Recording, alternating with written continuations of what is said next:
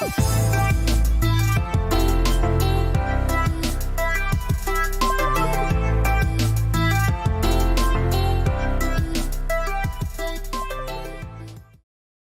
right, we're live, Digital Healthcare Podcast. We've got a great guest tonight, Ted Dunning. He's the Chief Application Architect at MapR. And Ted, you're most surely going to be the most technical person we've had on the podcast. So I'm looking forward to trying to keep up with your technical specialty. We'll see how I do. So let's kick off. Thanks so much for being here. So you work at MapR. Can you talk through what MapR does? Because it's a pretty unique platform. Yeah, we build some software that helps store and move data, and then we package it with a whole bunch of analytical software to build a data platform. And the cool thing about what we do is not just store data, but it's provide all the kinds of storage you need, files, tables, streams, in a platform that can be distributed across the globe, or as we say, enterprise scale. And talk how maybe it's different from some of the other offerings out there. Well, one of the key things is that you can build data structures that span from data center to data center to data center. You can build yourself a data fabric using our dataware, and that data fabric allows you to have a single stream, for instance, that lives in hundreds of data centers, and yet you can read from a single location.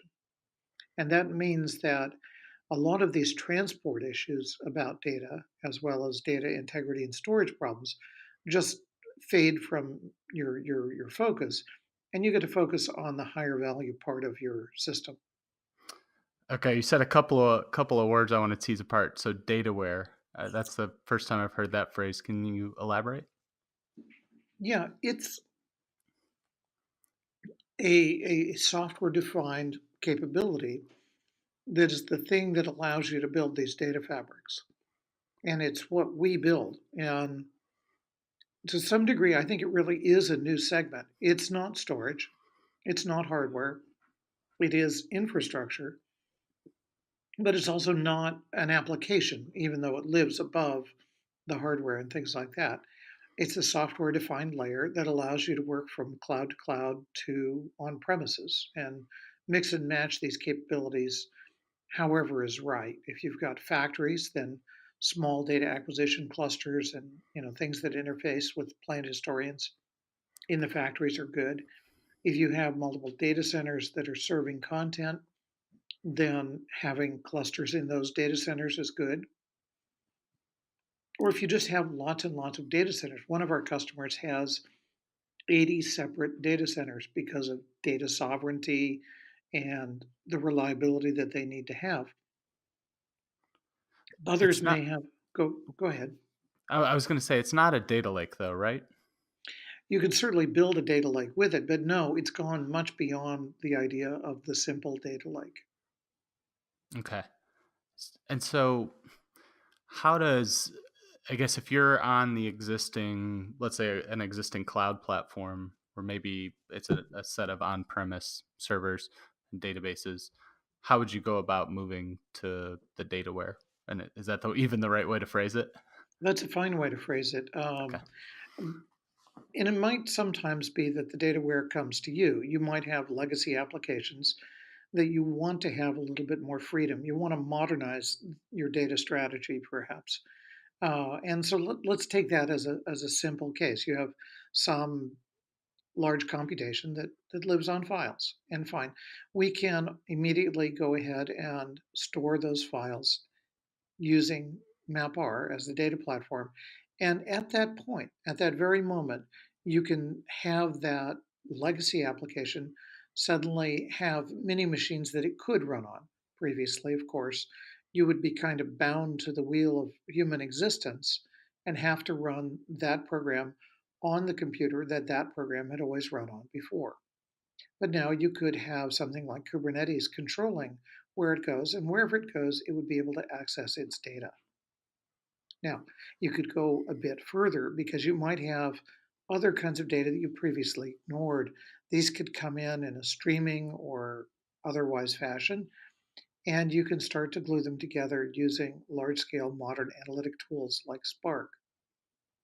And so step by step, you can migrate your applications and your data onto this data platform, and that gives you the freedom to run them on premises or in the cloud. It's a great strategy for moving from on premises onto the cloud because you're going to have a hybrid phase in between those. It's a great strategy if you find you're using a lot of supercomputing like capacity and you need to run that on premises, cost purposes. You can do that. It's a great strategy if you have a multi-cloud requirement for compliance. Some people are told that they're not allowed to depend entirely on one cloud vendor. This way, you have exactly the same APIs to access your data in any cloud, and so you can have complete portability. So this might be a dumb question, but I've heard you use the word stream. So what would that be, something coming from like a continuous monitoring device or something along those lines? Yeah, so we're talking there about a message stream. These are data construct that passes record-oriented messages around and allows multiple readers to access those readers in a reliable way.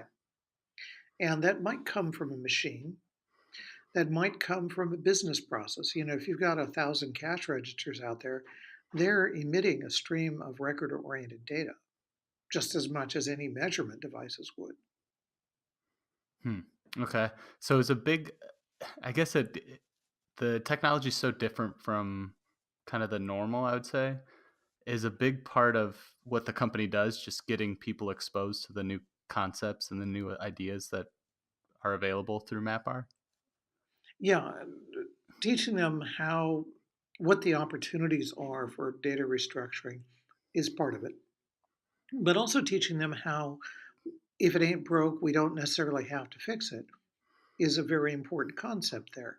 It may be that you just need to port it to a compliant place, or it may mean that you need to interface it with modern data structures like streams.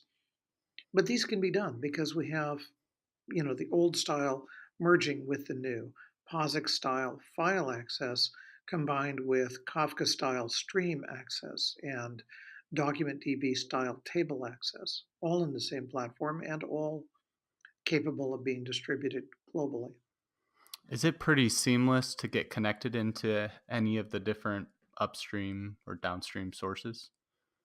It's very, very easy. And an important concept is it's always important to separate the concerns of different stakeholders. So, for instance, exactly which data centers exist and how they connect together and who has which accounts is an administrative concern.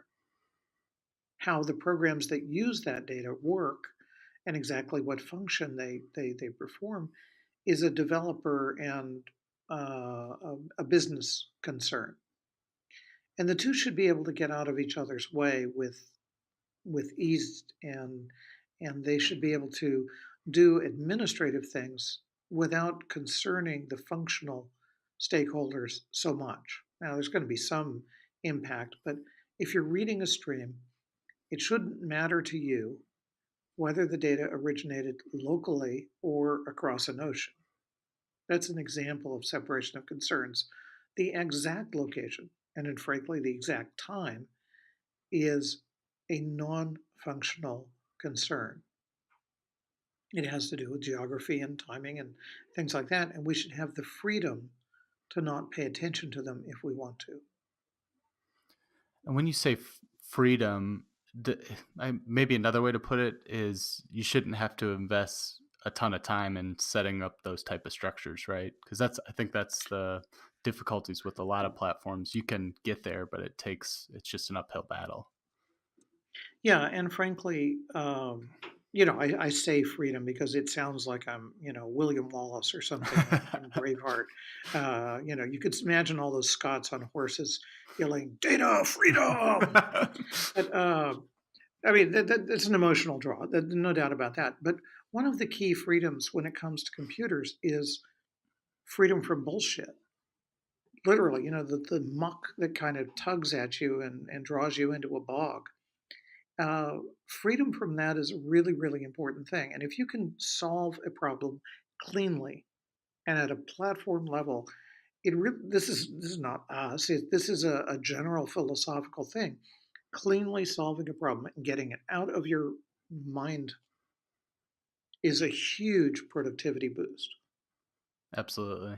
So let's get into some of those because having explained the platform, you can already just connect the dots and see a whole lot of opportunity. So talks through some of the use cases that really stand out as that companies have shifted the way they've done business.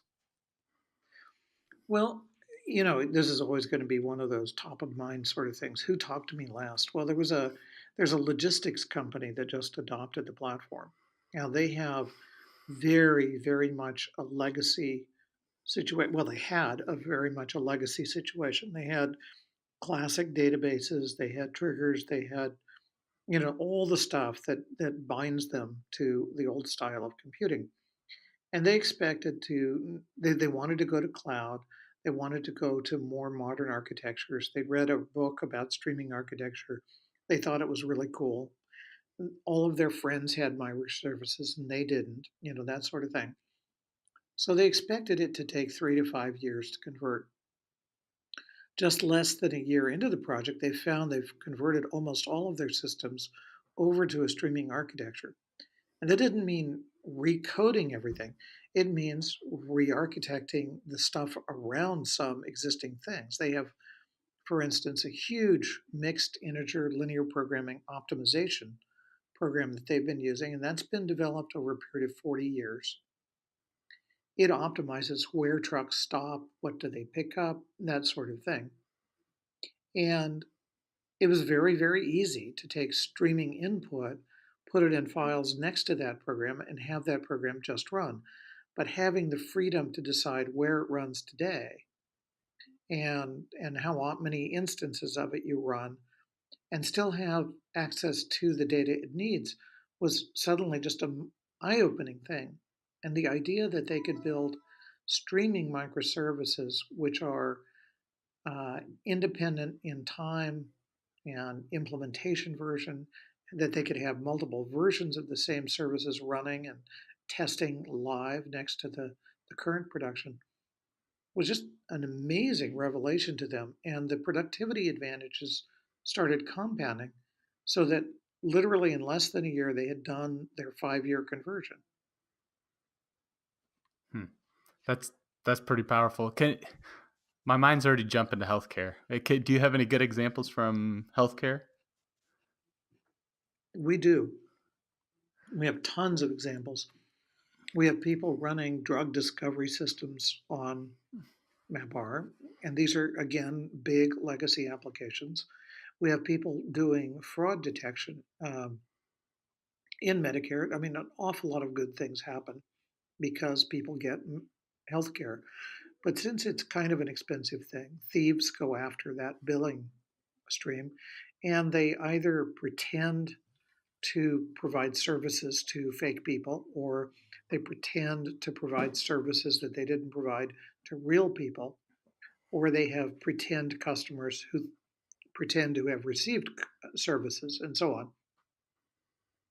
And one of our customers builds fraud detection systems that sit in the payment flow and they're able to look at things. They're able to even read the medical records that are attached, and they can spot various kinds of fraud. They can spot this doesn't seem like a person because the medical records are implausible. They appear to have been fabricated, or this pattern of prescribing is so far outside the norm that this provider seems to have something either have been hacked or maybe even be a fraudster themselves. And they've been able to cut the costs of providing their services enormously. And that's turned into a competitive advantage, but it's also turned into the ability to provide more medical care to their customers, both direct and indirect, because money is being lost in the process. Do you find it for these companies that have ventured down with MapR, has it been easier to make the business use case of the investment up front? Well, that's kind of an interesting point because there's a lot of misconceptions about what modern data actually entails or how hard it is to switch over. If you've got a system that's 30 years old, is really creaking, takes a lot of effort to maintain, it's easy to imagine that converting to a more modern architecture is going to take 5 times more work. And the trick is that if we can find kind of a wedge implementation, a thing that inserts into the data stream but provides quick wins, and that doesn't mean cheap or cheesy things, it just means that we can get an initial win quickly with minimal effort. What we can start doing is knocking down the cost and effort required to maintain the current system and start liberating free stream efforts. The maintenance efforts that used to go into the old system can start being applied to improvement efforts in terms of refactoring the architecture. Yeah, that's So the interesting. trick is always, Whoop, go ahead. go ahead. Yeah, the trick is to identify those first cases that have that wedge-like nature so that these people can start their conversion. Yeah, that was one of the. I was thinking about it in slightly different terms because I know one of the difficulties for me personally in my role is when you have patient data coming in and you have regulatory requirements you have to report out on. You can't stop, and same goes for hospitals, doctors. The cost of taking the system down is so high that um, it's difficult to get past those implementations. You kind of have to have everything down to a T before you can implement. With this, I imagine you can connect in very quickly, turn it on, and then start kind of iterating on the fly a bit more. Is that true? Yeah, and your comment really brings to mind, you're in the ER, you got your hands on somebody's femoral artery and say, I know you're bleeding, but we have a scheduled downtime. Could you just hang on for a little bit? We'll be back to you in 15 minutes. Exactly. That just doesn't work. And now, one of the really key things that a modern streaming architecture lets you do is it lets you to keep running the stream, having consumers process it, having everything work as usual. But then it also allows you to put an alternative implementation onto that same stream. And then you can monitor what that system would have done if it were the actual primary. This can often let you run a system in very much production settings and to gather comfort in how it's likely to run in an actual production setting. And that lets you bound the risk of innovating. Innovation is a great thing, but if you're going to die or somebody else is going to die because you innovate, it's not so good. And so, one of the key strategies here is that we can increase the rate of innovation, increase the rate of development, if we can strictly bound the cost of failure. The two are intimately tied. And the cost of failure is the rent that we pay in order to have innovation. We need to cut the cost of that as low as possible. And generally, that's by letting systems run in very, very realistic situations so that we can very quickly bound the risk that they pose Yeah, if they were put into production. yeah, that's spot on and really hits home because it's always so frustrating when you run into situations where you know there's a fix, you want to do the fix, but it's just like you talked about the cost of implementing the fix isn't worth it. It's not like Netflix where they can deploy code 50 times a day. Well, it could be a bit more like that if we have ways to bound that risk. That's right. Yep. So even though, let's say, it's easier to bound that risk in healthcare with MapR, do you find comparing industries, is healthcare still a higher level of difficulty, or is it pretty close to similar? Hmm. Well, it does have its own special issues, but those issues actually have analogical issues in many other industries. Uh, I mean, the Global Horizon disaster in the Gulf of Mexico showed us just how risky something as simple as drilling a hole in the ground could be. Airplanes, sadly, occasionally demonstrate how risky flying an airplane or maintaining an airplane could really be. Building machines that break and hurt people or whatever shows us how risky those industries can be. And so the ability to develop better software, deploy it more accurately, have data acquisition that is near the source and sees what's really happening with redundant data streams so we can detect when the sensors themselves fail. These are actually issues that are very, very obvious to us in medicine, but I think that they are much, much more widespread than just medicine or just healthcare or just life sciences to take a broader and broader brush at each step. You would say though I'd have to imagine some industries are easier, like retail or some of the where the downside isn't there. Those you can really test and iterate without much risk, right? Yes, yes. So that you're just saying there's other industries that probably doesn't get the publicity as the downsides of healthcare, but they're there Right. and they need to be Well, considered. and they're right, just because they're less direct. Gotcha. And there's serious aspects of these other systems as well. And as you say, in many of these industries, the consequences are not that high.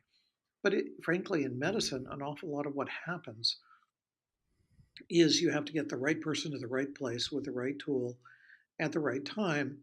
And screwing that up, messing up the logistics of healthcare, doesn't kill anybody. Or, if the payments are credited 2 days late, or the bills arrive 1 month early or late, or whatever, or they're not quite right, you're not killing anybody. Except, well, it feels like it when you're trying to resolve those bills. But, you know, even though healthcare does have some fatal consequences, not everything you do is fatal. Yep. And even retail could kill somebody. Yeah, makes sense. So, talk when you mention streams, what I keep thinking about is my Garmin watch that I have on that monitors my heart rate every 4 seconds. Is that a use case that you've seen used within MapR? Yeah, absolutely. And the heartbeat that you have is a little bit like the heartbeat that your connected car has. Say more. Or, yeah, well, I mean, with a connected car, your car will be looking at data and gathering data about the performance of your car, and it'll be looking at the surroundings. It may be looking at pictures and things like that. And when it sees stuff that isn't quite right, when your oil pressure changes dramatically, it'll probably record a couple minutes of data and uplink that. The rest of the time, it'll be going, yeah, I'm driving, everything's cool. I'm on the highway, everything's cool.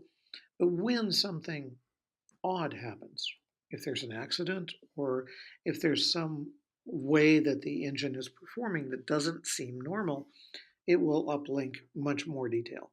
And that's exactly what medical instruments should be doing as well. You may need to document exact history for a lot of things, but there's a lot of the future of medicine, which is around capturing data ubiquitously and recording some aspects of it and recording it in detail at important moments. And this is exactly analogous. We need a little bit of intelligence at the edge to run models, decide what's important to think about, and we need to have data at the core so we can learn those models. And it has to have some impact on the world, like your car goes in the shop at the right time before there's a failure, and your ticker, the doctor notices your blood pressure has moved up by 10 points or something like that. Yeah, certainly seems like we're heading in that direction where everything and every part of us is connected. It's just going to be kind of interesting how that plays out in the next few years because it seems like it's coming full force. But it's not going to be everything connected all the time. I mean, it's nice to talk about that, but frankly, the autonomous cars that our customers are developing collect roughly 2 gigabytes per second of data. And the phone system is never, at least not in the time that I'm going to still be designing systems, going to make it cheap to transfer that much data. And we, in spite of our best efforts and our hardware partners, are not going to make it cheap to store that much data for 100 million cars. So you're going to have some edge intelligence deciding what is interesting and what is boring and can be essentially discarded, at least as far as long term storage is concerned. That's going to happen. Is the data transfer something that you're looking at, MapR, to try to improve the efficiency of that? And especially, you think about cars or the human body, how many different measurements and metrics you could potentially have. Uh, do you think we'll ever get? Absolutely. You think we'll ever get to a point where a lot of that's able to be monitored, even if it's not in real time? Absolutely. And we're already seeing that in special cases. Soldiers are being monitored more and more for health effects. Astronauts obviously are. Cars are being monitored more and more for effects like that. Your fancy Garmin watch is monitoring you, and we'll be able to monitor you in more and more detail over the next few years. So that that monitoring and anomaly detection is becoming a ubiquitous way of building systems. Yeah, and I think I know the answer to this, but you have a whole host of data collected. Has MapR gotten into machine learning AI and started to think in terms of that?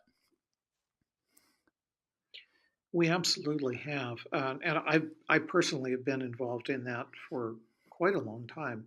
It I often joke that AI, or machine learning, as some people call it, is one of the oldest new trends around. We've been doing it for 40 or 50 years. There have been major products on the market since the early 90s that are based on machine learning and critically depend on it. And yet here it is, brand new again. It's been new several times in its history. Uh, so I've personally been involved in it for decades, and MapR is involved in it, but involved in it in a little bit of an unusual way. As it turns out, the logistics, we pronounce it with a word starting with B, uh, are the major part. The muck, the just the do it, get it done, get the data ready, make sure the models are being deployed correctly, is easily 90% of your effort in building a machine learning system. Now, the key observation here is one, you need to do that well, and two, if you don't do it well, if that 90% balloons by 10%, suddenly you don't have 10% to do the machine learning, you have 1% because the 90 went to 99 and there's only 1% left. And so doing the logistics well or poorly can easily make, even a little bit more poorly, can easily make a 10 to 1 difference in how much time you have to do the machine learning parts of the world. And I'm guessing that's the most underestimated part of the project, right? All the setup. That's just an afterthought. Well, in general, of course, and I can speak from personal experience, it's easy to underestimate the part that you don't think is very fun. The fun part for the data science is the data science, the machine learning stuff. The boring part is making sure that all of point A gets connected to point B and that the data is moving correctly and that we understand it well. And so that is really the hard part. And that is the part that MapR fundamentally facilitates. We have lots of machine learning packages that run on MapR. We interface with all of the major ones and we run them really, really well. But what we're focusing on is the opposite of what, or the complement of what all of these other major partners that we have, like NVIDIA, what they're focusing on is making the machine learning do new things, things that were never possible before. And we are in turn not only helping them make what was previously impossible possible, but we're making all of it possible by providing access to accurate, clean, and data that's where it has to be. If you have all of these little things gathering data out in the world, somewhere you have to bring that data together so you can learn the generalities of the world. And do it without consuming 90% of your project. That's the trick. Oh, it will be 90%. The question is, will it be 190% of your project? You're so optimistic, Ted. I'm just kidding. I know that's reality. Um, Well, sadly, it's reality that I've lived. yes, Uh, Bitter experience. yes, yes. So let me run a scenario by you. Let's say you're in the IT department. One of your business partners comes to you and says, "I want to do AI." What advice would you give that person? And assume they're not very far along from a technical architecture perspective. The precise question they ask tells me a lot already. If they came in and said, I've got this problem here, the business isn't quite working right, would machine learning or AI help here? That's one question. The other one is they come in and say, I want to do AI. I'm so excited. And in the first case, I'm going to get right down to brass tacks and we're going to try to figure out the simplest sort of system that will get the bang that they need. In the second case, that sounds a little bit more like this is just so exciting. There's got to be something going on here. And it isn't right away driven by a known need. And so there's lots of things to learn, there's lots of things to try, and it's an exciting world in that second case. But I think that it has to come back around to let's look at how the business works. Let's look at what you're really trying to do. And when I say business, I don't just mean business. I mean, a person doing medical research has the business of medical research. And there's things that work and things that don't work in their lives. The things that we can help fix with machine learning and AI are not necessarily the sexy parts of their world. And in fact, the boring and nasty parts of their world are often the things that are neglected and therefore most fixable. And so I would recommend after looking at the business, looking at what's working and what's not working in the business, I would start saying, okay, what really, really totally pragmatic things can we do? I would advocate starting with what I call cheap learning rather than deep learning. And the idea is not necessarily the specific choice of algorithms, but there's often some really simple techniques that will get you a lot of value for very modest effort. And as a side effect, it'll get you into the data stream. Would you say those good use cases are they typically to eliminate a human touch point or replace a human touch point or augment? How do you what's the most common generic use case that you've seen? Typical is a dangerous word there. Uh, there are patterns, there are regularities and things like that, but it's difficult to describe to a user because it is always the blind spots that have the most value. And of course, telling somebody to look at their blind spots is not very effective, because look at the things you've systematically excluded from your thoughts.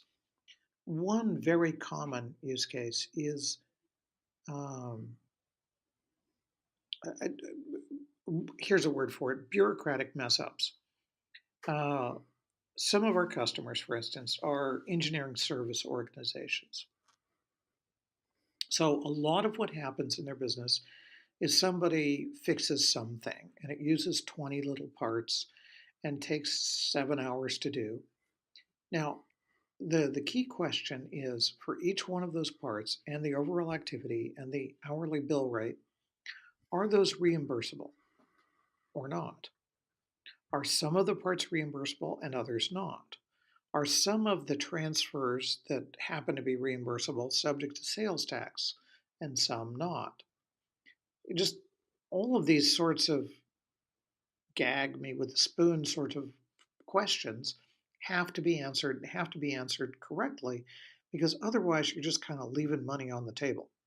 And inevitably, your customer will complain if you make a mistake to the disadvantage of the customer, and they will be quiet when you make a mistake to your own disadvantage. That's just kind of the way the world works. And customers tend to inspect their bills more than providers do. So it's possible. Oh, and then one last, just to top it all off, aspect is people in the field rarely care as much about getting the coding right on these things as the accountants in the home office do. So we've got some system that's got a 1 or 3 or 5% error rate, but it costs tens of millions of dollars in money on the table. Well, it's pretty easy to build an AI that will sit there and look at it and go, this really kind of looks like it should be this other charge code. And you can add to that just a little bit of business sense, like, well, how much difference would that make? And now you can prioritize your own audits to be the things that are most likely to get you the most money. And you could put priorities in there too, most likely to piss off a customer if you screw it up. Now, that was a really pretty boring model to build, and the data's already available, so you don't even get kudos for processing the data in some clever way. But by golly, you can make a lot of money with a model like that. And that's a very common use case. You know, the healthcare provider example that I gave earlier, finding fraud, credit card fraud, accounting mistakes, or just coding mistakes on accounting transactions. All of these are essentially the same problem. And that could be worth billions of dollars in total. Yeah, and would you say there's also use cases that are revenue generating? I'd have to assume yes, right? Yeah. Those are probably a So little bit less obvious, but the impact can be the same, I would imagine. they actually could be just right out in plain sight. Really? So, one classic one is people who sell advertising typically have to commit to a volume, right? They say, I'm going to show your ad 100 times. Now, if 83 people come in and you only show the ad 83 times, you're usually due penalties to the person you promised 100 impressions. If, on the other hand, 130 people come in and see the ad 130 times, you get no money for those 30 extra exposures. And generally, that eats into somebody else's capacity that you could have sold those impressions to somebody else. So either you give up money or you gave top line away by underestimating. So simply getting better volume estimates in that sort of thing, perfect use of AI, plenty of training data. It's a revenue enhancer. It's new top line revenue that you couldn't attack earlier because you didn't have accurate data. We also see people who are able to sell new services, services that were patently uneconomical before, suddenly become pretty easy to do if you don't have to have a human in the loop. Have you seen all those pizza chains popping up that are robotic and build the pizza on the fly? Those ones are pretty interesting if you think in terms of robotics and decision making. So I forget the name of it, but it just popped up on my news feed. Oh They man, I make want to go see one. yeah, they make. I was so impressed. You order and it's all automated, and then they make the pizza and deliver it. I'll have to post the link to the website in the show notes. But I thought that was Do pretty they have a? interesting. I hope they have a glass wall on the kitchen. Well, no, they cook the pizza while they're driving it to you. Oh, I still want to see the robot. What's the fun? Yeah, right, right. At least for another year or two, it'll be a novelty. Yes, yes. Yeah. Um, All right, that was a we got a little bit off track. So bringing it back as far as AI, those two examples you gave were relatively simple. Are simple to kind of conceptualize. Are they relatively simple to implement? And give are they simple to implement if you don't have a lot of machine learning depth or knowledge? Do you kind of have to go through the process of learning how machine learning and the algorithms work? There's a friend of mine has this beautiful expression. He talks about the two ways that you can build a data scientist. One is up from the bottom. You can go to school for 12 years after you leave, go to college and come out with a PhD and research experience and be an awesome data scientist who has no clue about how the business works. And so the thing you have to learn is business sense in order to become useful after doing that. So that's from the bottom, as he says. The other expression is you can build a data scientist from the top, coming in from the top. You can take somebody who's smart, who has a lot of experience in the business, and has to some degree a data sympathy so that they are the sort of person who can learn and some people reason from anecdote, other people reason from aggregate. So this is a bit more the person who reasons from aggregate and from theory. And those people can develop the data skills, at least preliminary and rudimentary data skills, very quickly. Whereas learning more than the rudimentary level of business knowledge is often very, very difficult. There are unspoken assumptions in the business side, whereas a lot of the assumptions in the data side are very, very explicit. So I think that simple machine learning and simple data engineering come pretty naturally to a lot of software engineers or business oriented people, especially business oriented people who came out of a scientific background. And I don't think it's that big a leap to develop that level of skill. Yeah, I unfortunately I tried to crack open a machine learning course and I was blown away by the amount of calculus.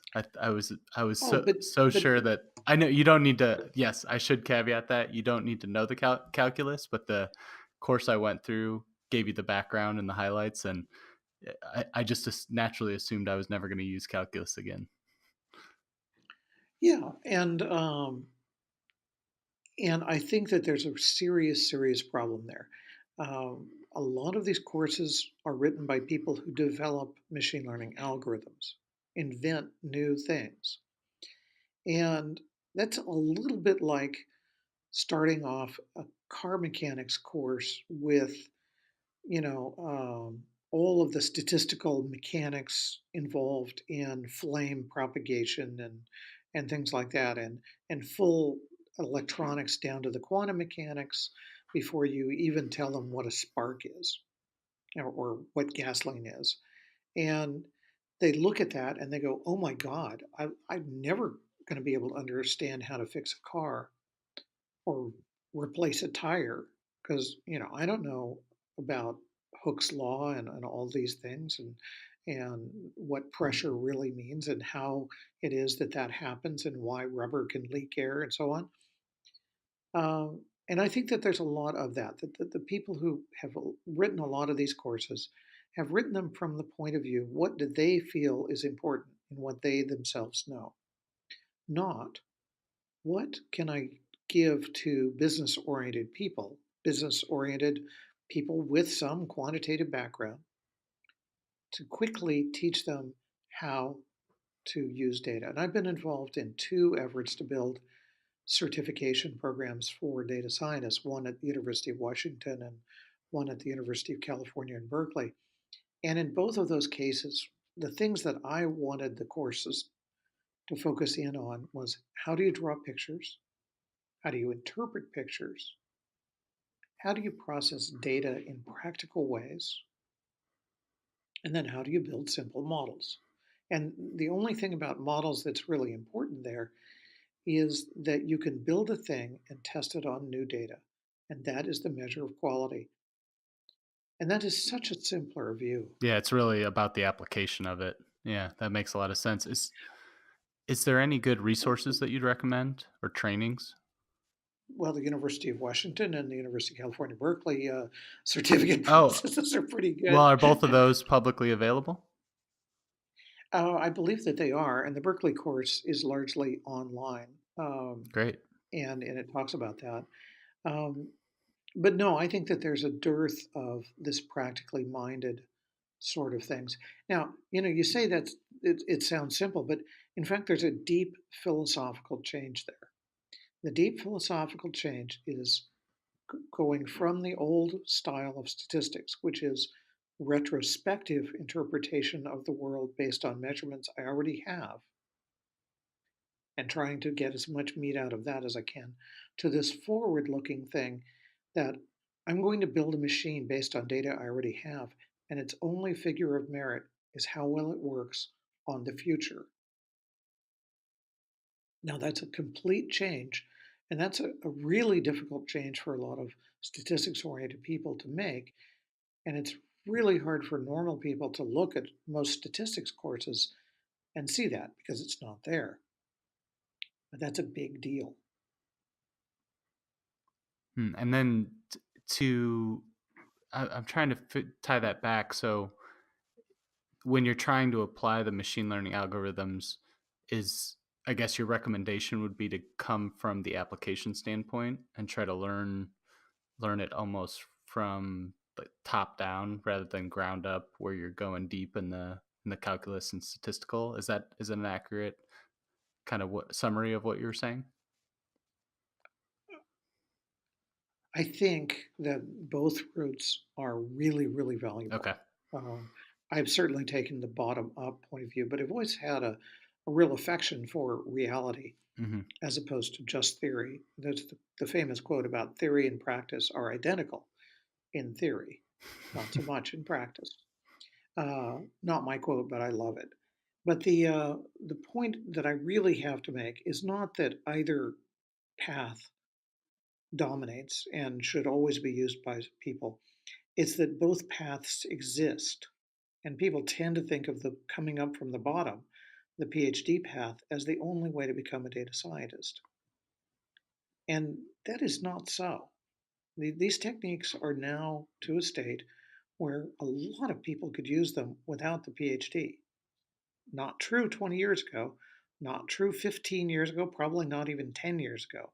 But as of 1 or 2 years ago, it was definitely true that these things could be democratized. And so the fact that the top down path exists at all is the news. I don't want to say it's the only path because it isn't. Got it. And it isn't even the best path for everybody. Yep. But there's a huge number of people for which that is the viable path, and they should be aware of it. That makes perfect sense. Yeah, and that's a great summary, and hopefully that's helpful for anyone. You go anywhere and you hear machine learning, it's all the rage. So hopefully that's helpful for folks that are interested in it but aren't really sure to start. I know that just that conceptual summary helps to kind of know what you're getting into when you go into these projects. And as crazy as it is to say so in public, I'm happy to help people. Basically, on one, I'm always happiest to help them in public somehow, so that maybe somebody who's too shy to say something might benefit. But I think that there's a lot of obligation on people who've had amazing mentors in the past to pass it forward. Um, they're not going to pass it back because the one of the key inspirations I had in mathematics was Stanislav Ulam, who I met and interacted with just a short time, but it was amazing. Well, he's dead. I'm not going to pay it back to Hmm. him, but I can pay it forward to somebody else. And I'm happy to help people who just pop up out of nowhere, send me email, connect on LinkedIn or Twitter or something. Something tells me, There's a limit to how much. yeah, something tells me you Yeah, probably can't help yourself if it's an interesting problem. Maybe I could. I don't know. I don't want to know. I'd rather help that way. And frankly, if it is a cool problem, that's even better. That's great. Yeah, and I'll definitely put a link to your social uh, sites on the in the show notes if you want to reach out to Ted. So I want to jump back to healthcare real quick. When you think of these algorithms and applying AI, how do you, I guess, the we talked about it a little bit earlier, the precision and that you can't get it wrong. How do you navigate that when these algorithms are automated and making critical decisions? Well, can't get it wrong is right off the bat wrong. We do get it wrong now. There are innumerable failures in care now. Many of them are benign. Maybe they just cost you a little bit of money. Many of them kill people. We kill people every day. And so the standard of care cannot be nothing new unless it has zero defects. It must be that it improves the standard of care. So that alone is an important realization. And so, for instance, if we can improve the UI on a care interface, then we probably can prove that it saves lives by saving errors. If we can have cross checks on dispensing medications, that's liable to be able to save lives. And so I think that that's an important side of things. And we can also, frankly, very indirectly save lives by improving logistics. But just the fact that the logistics work better without grotesque failures is probably enough to adopt some of these improvements. It doesn't directly change care, but if we get the right supplies to the right place at the right time, or get the right people to the right place at the right time, and schedule them better, and so on, all of these boring aspects of healthcare, we're probably saving lives just because the humans who would save the lives, there's more of them left at the end of the day. Don't you think that's a difficult leap for some though? Because I would I don't I definitely share your viewpoint, but I think it's easy to twist that viewpoint and say that machines are killing people, even if it's, way significantly less than humans causing errors that result in the same outcome. I still think people it just feels different when humans are the root of it. Yeah, and frankly, I think that one of the big problems there is that if you focus causality on one particular mechanism, and that's a pretty big word way to say, if there's one neck to throttle, that neck will get throttled. If, on the other hand, there's 17 particular people, suppose you're in a hospital and you've just had contact with 40 different people, and no one of them did something right or wrong for you. It's very hard to have a specific blame or credit. But if you have one scheduling system that does a good job or a bad job, all 40 of those people are taking their orders from that one system, and now suddenly there's a singular entity that can collect blame, not usually credit, but usually blame. And that's just how humans work. We're looking for patterns in the world. And if there's a one thing out there, then it's going to get more of the blame. On the other hand, people seem excessively willing to give machines more credit than they deserve.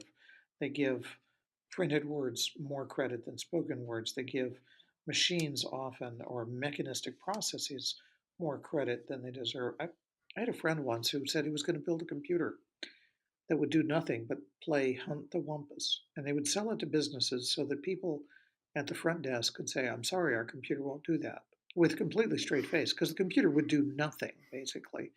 And so they could just say, I'm sorry, our computer won't do that. And people would go, oh, okay. That was in like a hotel Yeah, setting or something. yeah, sure. Or any sort of customer contact It's setting. bold strategy. We're not going to name any companies that have have poor customer service. We won't do Yeah, I that. don't know anybody who's actually deployed a system like that, but effectively, I do know some companies who have deployed something just about as bad. So But, the fact that people would be satisfied with an answer like, "Our computer doesn't let us do that," and they would be, sadly enough, um, is a good example of how people are both more distrustful and trusting of machines. Yeah, that when you think about a lot of the coverage of Facebook in particular and some of the other other breaches that have happened over all across different industries, that's the other weird thing. You think about the data that people are giving up, and while they don't trust the machine or don't like that the machine is to blame for certain things, we end up giving all our data to these companies that then use it and turn it around and have products that work use the data to provide really tailored services to us, and the security's at risk, and all the other things that come along with giving so much data to these companies. That doesn't seem to be a concern. It's just kind of a weird dynamic that we're in right now. Oh, and it's scary that in some ways the best outcome is these companies abuse our data. The worst outcome is they effectively just kind of give it away to hackers who then really abuse it. Um, and I'd really rather it be the worst case that the company abuses our data, not the best case. They shouldn't abuse Yep. it and they shouldn't leak it. Yep. And there's just a lot of maturity that we need to build as a society in expectations and standard mechanisms for handling important data. That's the one thing why AI is potentially attractive in healthcare, is because we've had a little bit of practice with really important data for quite a long time, mostly because we've had to from a regulatory standpoint. So that's one thing that's working against us. We already kind of have the right mindset, where maybe some other industries are much more fluid and kind of open with the way they handle their data. Yeah, definitely good and bad, but there's also a looming problem in healthcare because there's only a black and white decision. Is this data HIPAA, sensitive or not? And so the data that's coming out of your watch is not that different than that would come out of a Holter monitor. I mean, it's not as calibrated, it's not as well understood in terms of treatment options and so on like that, but it isn't that different than a long-term cardiac monitor. And yet it is not HIPAA data, and the Holter monitor is HIPAA data. And we've got this problem that a lot of these things are seeing data that is borderline medical, is medical even, and can't be used uh, by your doctor because it isn't being classified that way as treatment viable. And so it's a really weird situation we've got ourselves into, that the amount of data suddenly becoming available in many cases can't be used because of this simplistic yes no decision there. Very, very difficult Yeah. questions that we have to face.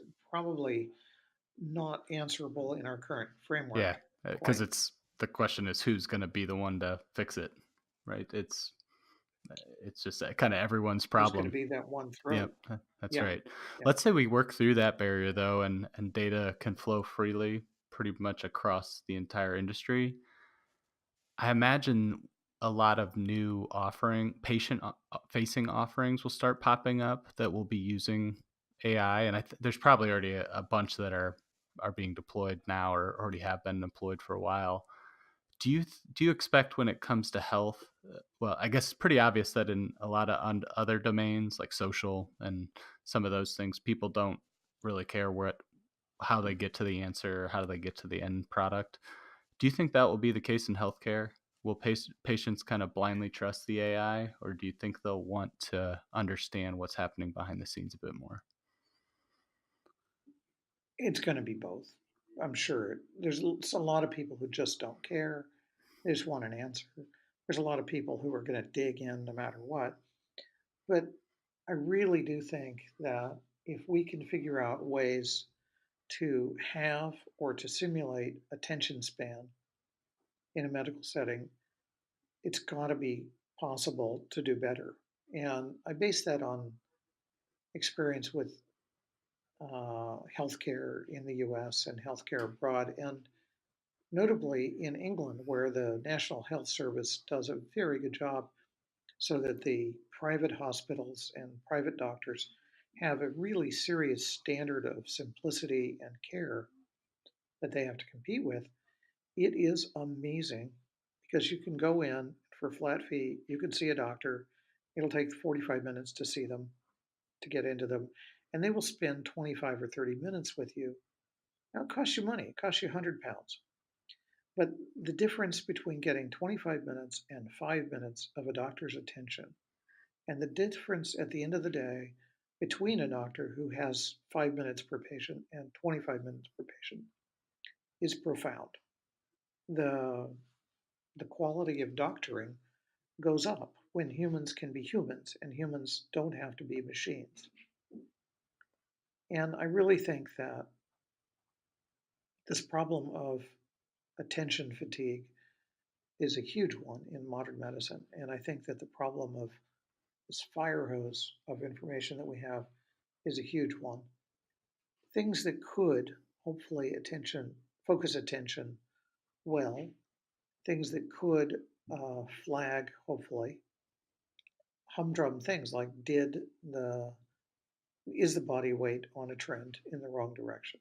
Is there a sudden change in gross characteristics? Has this person gotten shorter lately? Has this person's blood pressure gone up lately? A lot of those sorts of things, especially when you can get really, really detailed monitoring, it could well be possible to see many things that a doctor, if they spent more time looking at your stuff, would see as well. But they might be able to see in much less time if somebody pointed out, somebody or something. The same could be said on consumer side for sure too. Talk about the prescription adherence or diabetes management. It's just a time suck to try to manage all the different things and all the different steps. And if you could distill it down to the important parts that mattered and give that a bit more time, I think it would increase the outcomes tenfold at least, if not more. Yes, I think so. Having been a problem patient in the past, I do think that that would be good. Um, and some of those are going to be inherent problems that are going to be very difficult to change. So, for instance, chronic disease is boring because it's chronic. It's like, yeah, you said that yesterday. Well, I've still got diabetes. Or, yeah, you said that yesterday. I've still got congestive heart failure. I still need to do the same things. I still need to lose weight. That's boring and difficult for people to keep on all the time. So hopefully we can improve the outcomes so people don't wind up in those metabolic syndrome situations. Yep, I think we're close. Well, Ted, we've been going at it for an hour. That's time flies. I think we could go for another hour too. Uh, Thanks so much. We've covered so much and a lot of great insight, thought provoking insight. I really appreciate you coming on. Is there any closing thoughts that you have for the episode? Holy cow, was that an Yeah, hour? no, I thought it was like 20 minutes. just a time flies.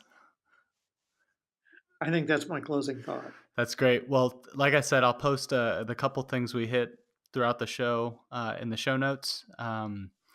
Ted's the or chief application architect at MapR. I'll include their website. Go check it out. They're doing a lot of really interesting things that are seem to be different from the rest of the industry. And Ted, we'll have to catch up again because I think I have to imagine if we're talking AI in 6 to 12 months, we'll probably be saying a whole different story with the rate it's moving. Well, we have some new stuff coming out that I can't talk yet, so I can guarantee that we'll have new stuff to talk about. That sounds great. All right. As always, if you can let a friend know, that's the best way you can help the show out. Hope you guys have been enjoying the episodes, and we'll be back again soon.